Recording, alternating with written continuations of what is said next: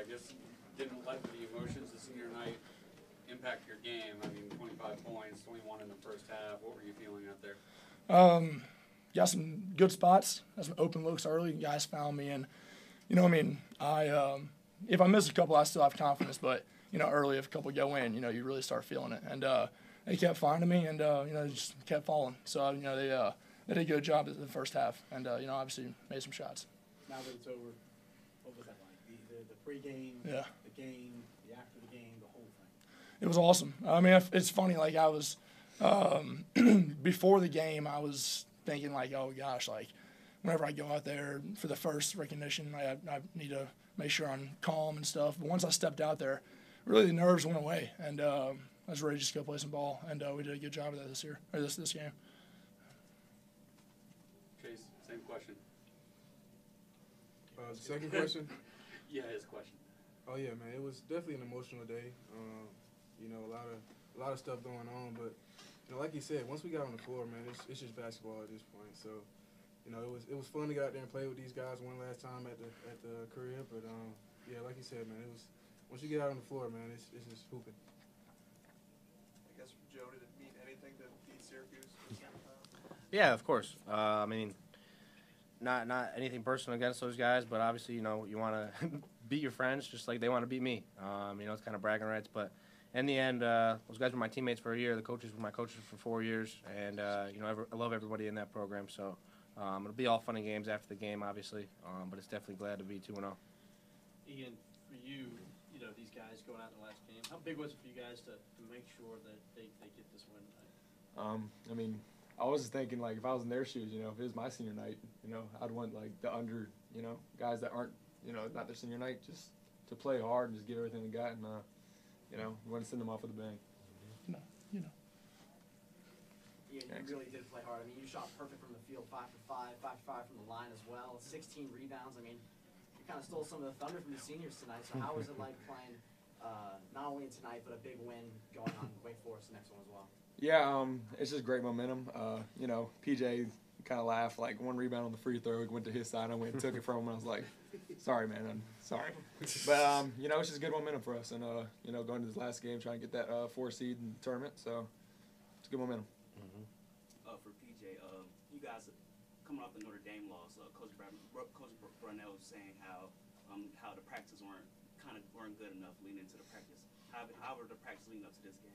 Focused, and that was driven by the older guys, making sure that people knew what was at stake. I mean, like we go up there, and a couple teams lost that night. So let's say we had won that. I mean, it would have set us up incredibly well for the ACC tournament.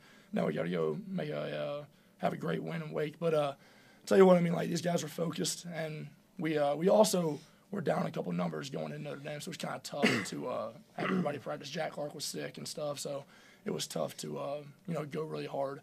But leading into Syracuse, we had just about everybody back, and we got after it. How was to have Clark back out there?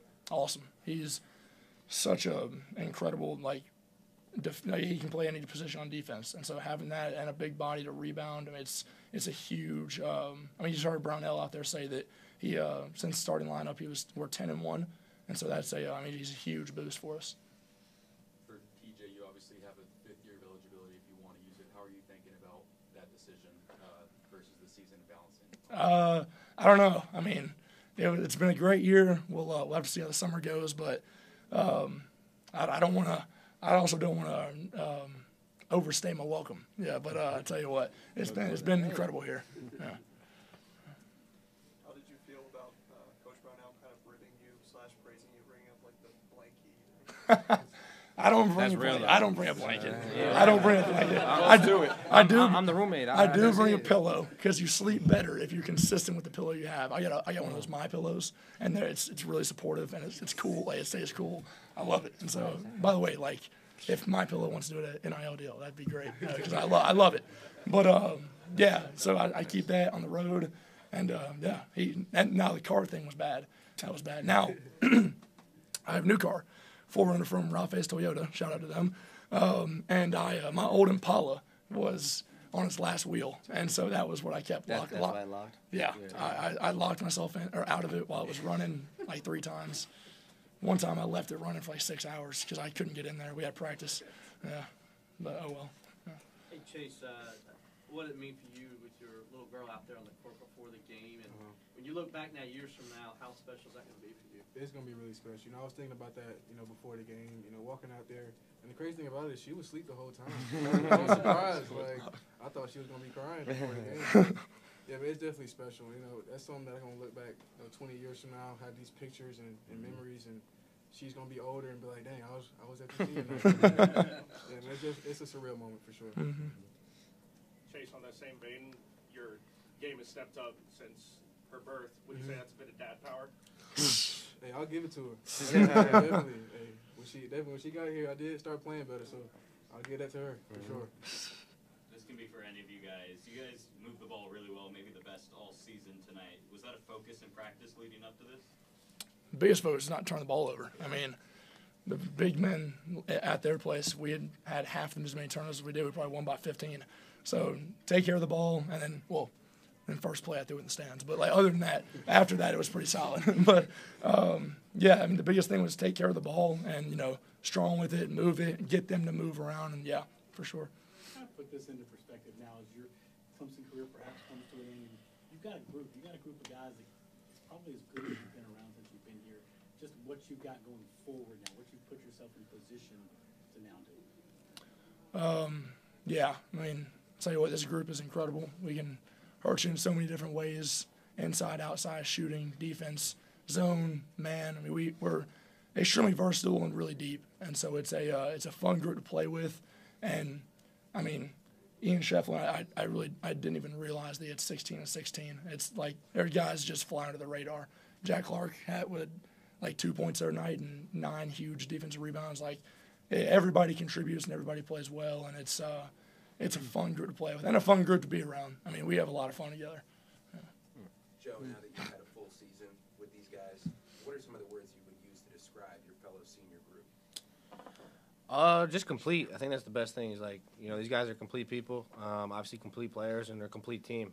But like kind of Coach Brownell said after that game, I asked him, I kind of wanted to fit in. I wanted to go somewhere I'd fit in, and, he and Donlin had bragged about the locker room and how great these guys were. And, you kind of hear that everywhere. Obviously, the coach wants to get you to their program. But even on my visit, I just saw how well they, bonded together throughout my visit, and how welcoming they were. So I feel like I've been here for 4 or 5 years, and these guys have taken me in, and all the credit goes to them, really. PJ, your mom before the game, she was talking about how she had the cutouts of family members, even my dog. Attend and have that type of support. But what's it been like to play so close to home, being from Spartanburg? It's been awesome, especially early on in my career.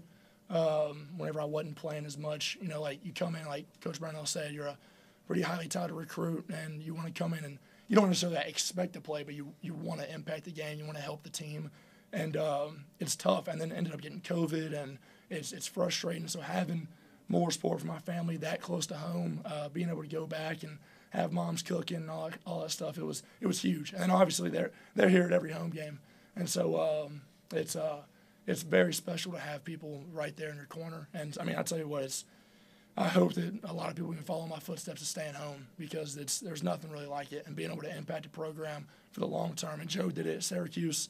It's special. Joe, I heard time for 1 or 2 more. Joe, I heard Coach Boeheim during a broadcast say that you felt like you made the right decision to come to Clemson. How much does that mean to you, and how much counsel did he give you in making that decision? No, it was huge, and I think an article just came out. Even my dad and I talked to him a bunch of times about it, and he's a Hall of Famer, and obviously being in this league for as long as he was, and knowing Coach Brownell for the 14 years Coach Brownell's been here, to have Coach Boeheim okay, it made me feel even more comfortable choosing here, because like I said, he might not seem it, but about 99.9% of the things Coach Boeheim says is usually true or right. And I'm gonna listen to that guy to the day I die. So everything he said came true, and to have his blessing and have a lot of it come true with the way the season's gone this year, it's surreal. Chase, PJ, with your time here at Clemson, what's one message you have for the fans as you move on? Shoot, man, I'll say for this season, we got some big things coming. We got a great team. I want our fans to stay with us, and we about to make a big run. This is a great team to do it. For first, and thank you for the support you through this season and a few others of the ups and downs and stuff. It's been special to have a lot of support this year.